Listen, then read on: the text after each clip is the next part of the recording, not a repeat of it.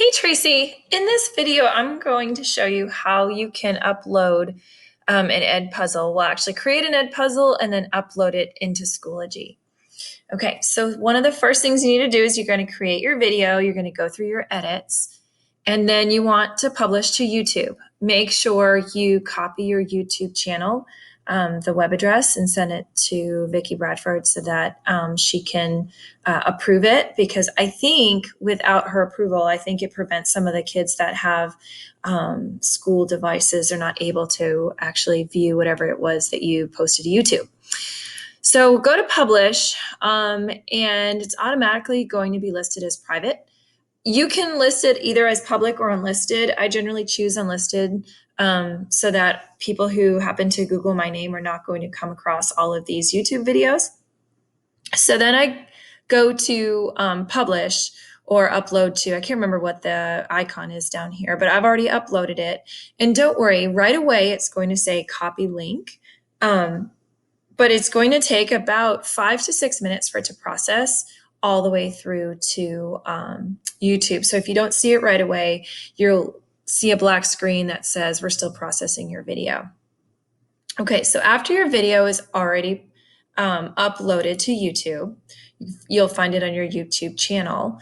You go into EdPuzzle and you actually copy the address from your YouTube video and put it right into EdPuzzle in the search engine. So this is your main page. You're going to come down to the left-hand side. You'll click on YouTube, and then you right-click and paste in your address. And here comes the video. So now you actually want to create an EdPuzzle for your students. And I'll just show you how to make a question. So maybe about halfway through, we'll say, I want to do a multiple choice question. I want to say, from which city in Florida did the shuttle launch from? And then down here you can put some choices. So the first one could be Miami. This one could be Fort Lauderdale. By the way, Miami's wrong. So you just click X on Fort Lauderdale. I want to give another answer choice. I'm going to click this plus, and I'm going to say Cape Canaveral. And that's what I want to choose for those. My correct answer is Cape Canaveral, and I click Save. Now I can go through, I can listen again to my video, choose another point to create a question, or I could just let it go. I generally have a question all the way at the very end because it forces the children to listen to the entire video. Then you click Finish. Once it's finished, it's ready to go. So now go into Schoology and choose one of your courses. I will choose my advisory. And then go down to wherever it is that you want to. We'll have it in discussion. Maybe tomorrow we'll watch it in advisory. So I'll go to Add Materials and I'll go to EdPuzzle.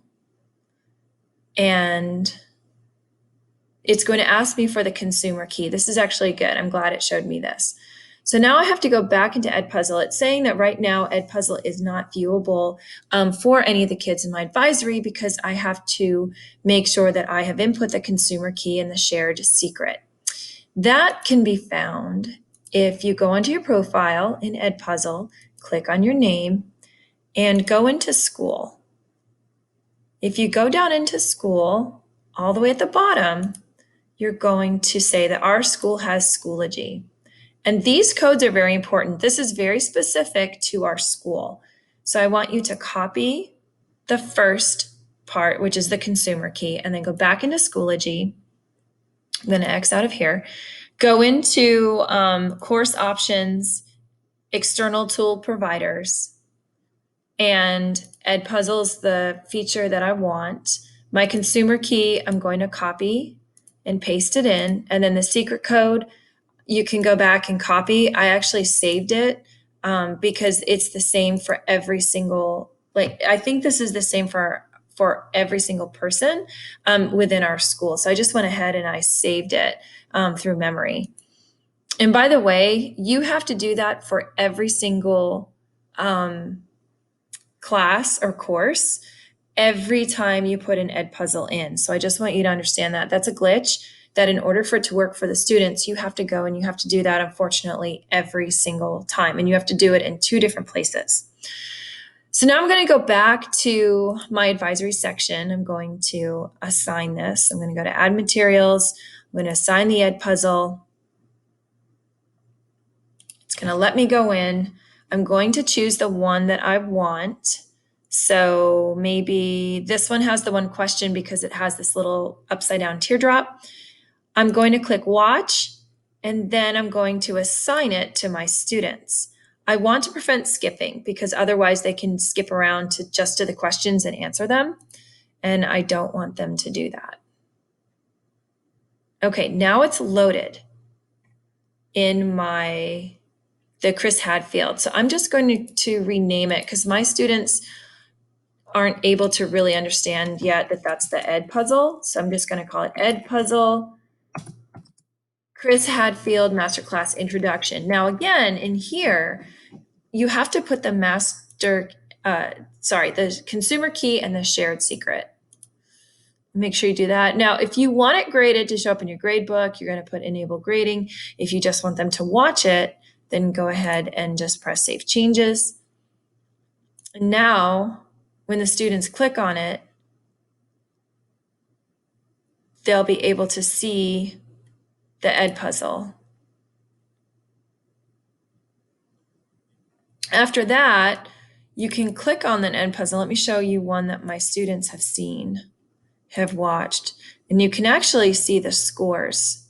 So let's go into the first marking period, go into week 3, EdPuzzle Introduction to the Periodic Table.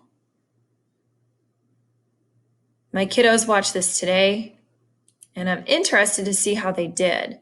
So I can actually scroll down and see how my students did.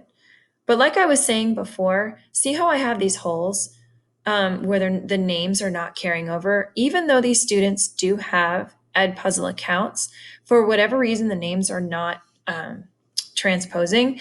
So I always have them do a Google form that they fill out every time they do an EdPuzzle. And basically, it's just asking them for their grade. So they'll have to tell me what they got. And I told them to be honest, because if they're not and I find out, I'm just going to give them a 0. So then I would just have them do one of these forms and they fill it out. And then what was your score? So that's basically it, Tracy. If you have any questions, you know where to find me. I hope you really like it. I love EdPuzzle. I think it's great. My students really enjoy it. And instantly, it gives me an opportunity to see exactly where my students are, how they're doing, and if there's something that I need to brush up on immediately. And which is great because then when they meet with me live, I can just go over that concept that they don't understand. So good luck, and I'll talk to you soon. Bye-bye.